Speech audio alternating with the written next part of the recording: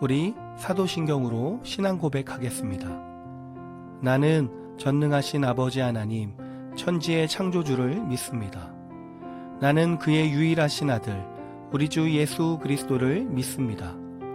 그는 성령으로 잉태되어 동정녀 마리아에게서 나시고 본디오 빌라도에게 고난을 받아 십자가에 못 박혀 죽으시고 장사된 지 사흘 만에 죽은 자 가운데서 다시 살아나셨으며 하늘에 오르시어 전능하신 아버지 하나님 우편에 앉아 계시다가 거기로부터 살아있는 자와 죽은 자를 심판하러 오십니다. 나는 성령을 믿으며 거룩한 공교회와 성도의 교제와 죄를 용서받는 것과 몸의 부활과 영생을 믿습니다. 아멘.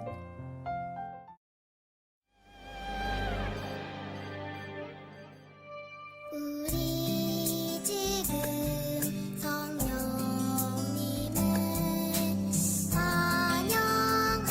환영합니다. 내 맘에 지금 찾아오셔서 말씀해 주세요. 우리 지금 성령님을 환영합니다. 내 맘에 지금 찾아오셔서 말씀해 주세요. 주의 부혈 덮으사 깨끗하게 하시고 성령님의 능력으로 새롭게 하소서. 성령님 내 손 잡아주세요. 눈을 들어 하늘을 바라봅니다. 환한 미소로 나는 하늘산 주의 빛 비추게 하소서.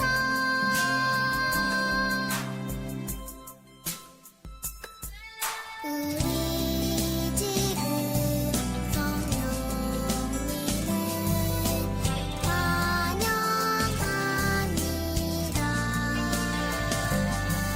내 맘에 지금 찾아오셔서 말씀해 주세요. 주의 부혈 덮으사 깨끗하게 하시고 성령님의 능력으로 새롭게 하소서. 성령님 내 손 잡아주세요. 눈을 들어 하늘을 바라봅니다. 환한 미소로 나는 하늘산 주의 빛 비추게 하소서.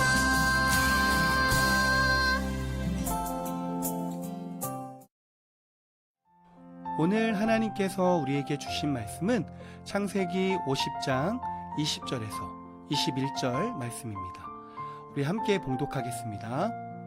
형님들은 나를 해치려 했지만 하나님께서는 형님들의 악을 선으로 바꾸셨습니다. 그래서 오히려 많은 사람들의 생명을 구할 수 있었습니다. 그러니 두려워하지 마십시오. 내가 형님들과 형님들의 아이들을 돌봐드리겠습니다. 이처럼 요셉은 형들을 안심시키고 형들에게 따뜻한 말을 해주었습니다. 아멘. 할렐루야. 하나님의 은혜가 우리 친구들 가운데 있기를 바라요. 우리 그림에 나오는 친구를 함께 보도록 할게요. 어린 동생이 아끼던 장난감을 그만 부러뜨리고 말았대요. 화가 머리끝까지 날 것 같았어요. 하지만 꾹꾹 참고 있었어요.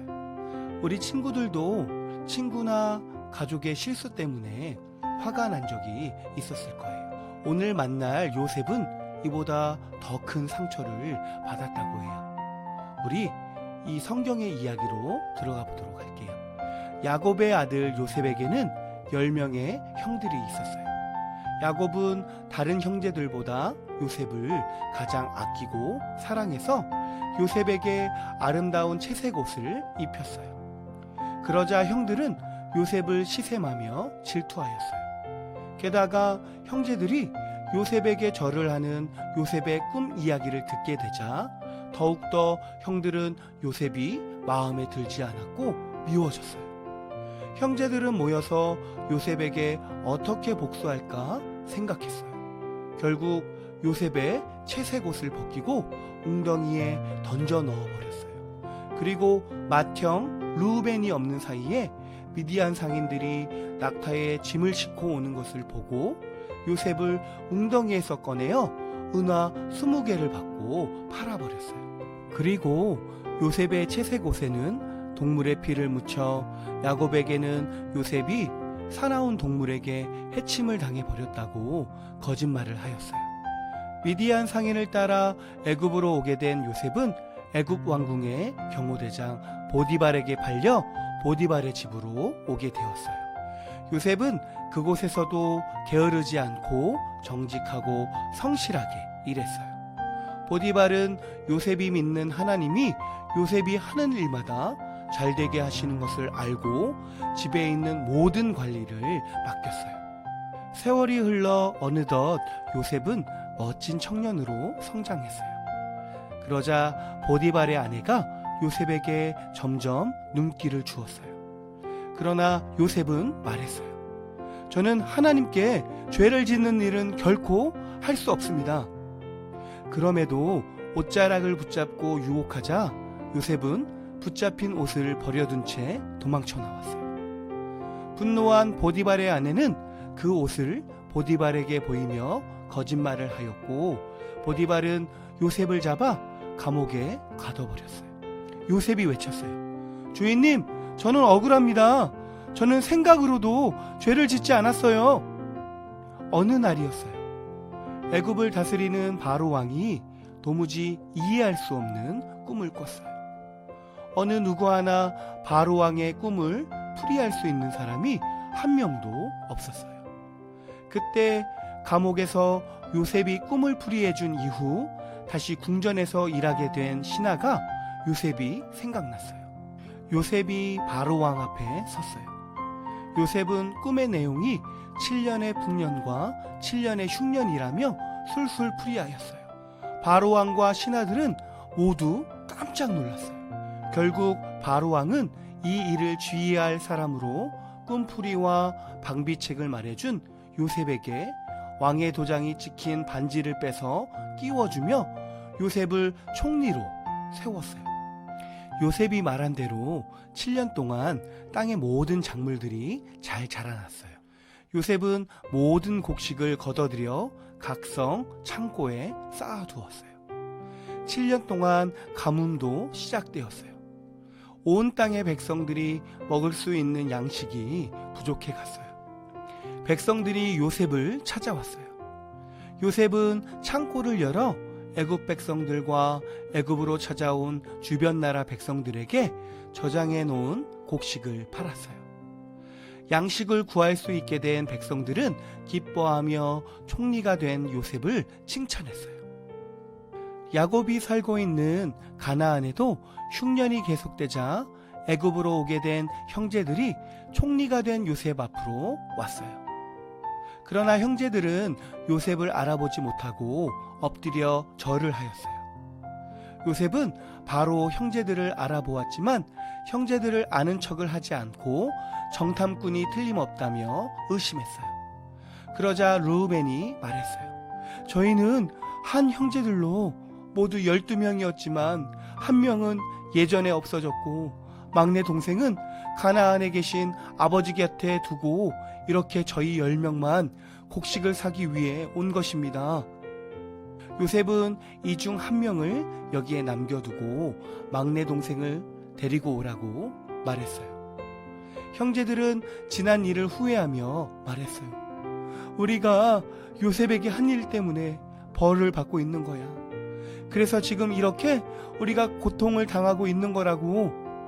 대화를 모두 들은 요셉은 형제들이 있는 곳에서 나와 혼자서 울었어요.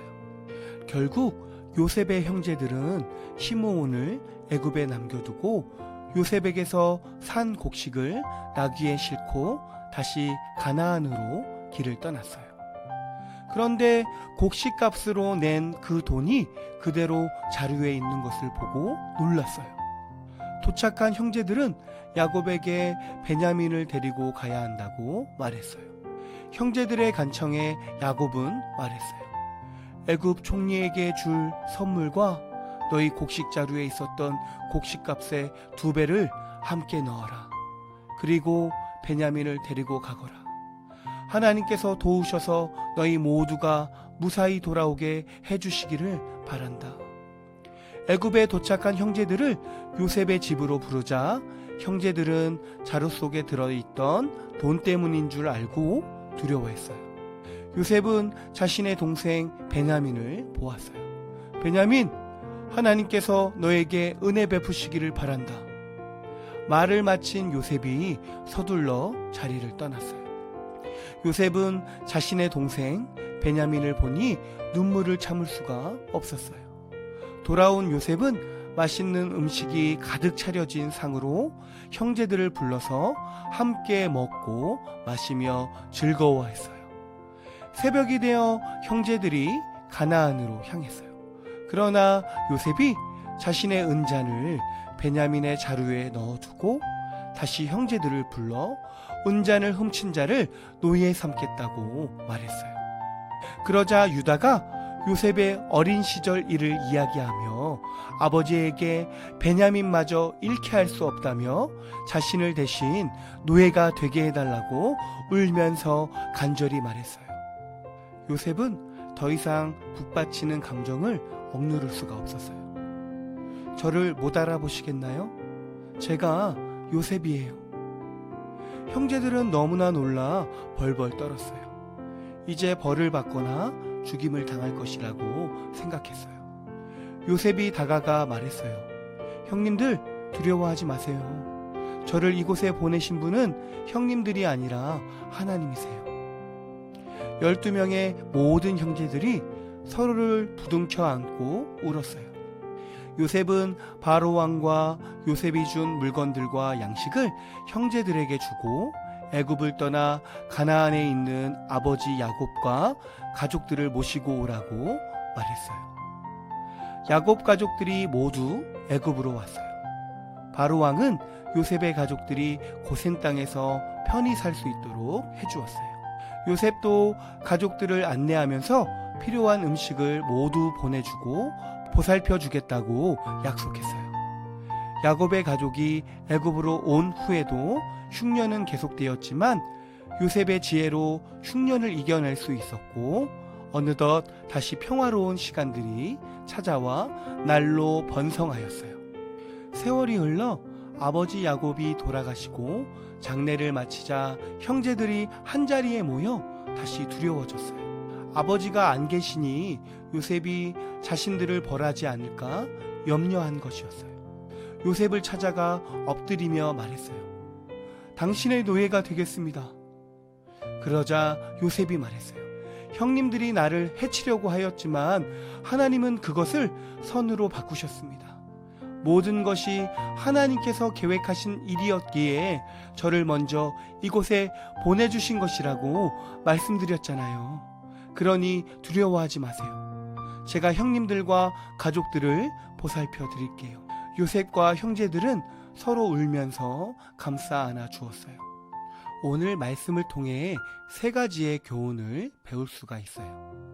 첫째로는 사랑하는 사람들과 갈등의 문제가 생겼어요. 사랑하는 형제들로부터 버림받은 요셉의 마음은 어땠을까요? 우리 친구들, 나의 마음과는 다르게 오해와 갈등으로 사랑하는 가족이나 친구들과 갈등의 문제가 생길 수도 있어요.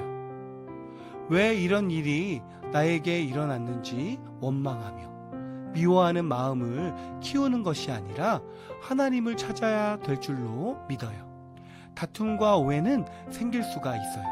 그렇지만 이 문제를 어떻게 지혜롭게 해결해야 할지 기도하는 여러분이 되기를 바라요.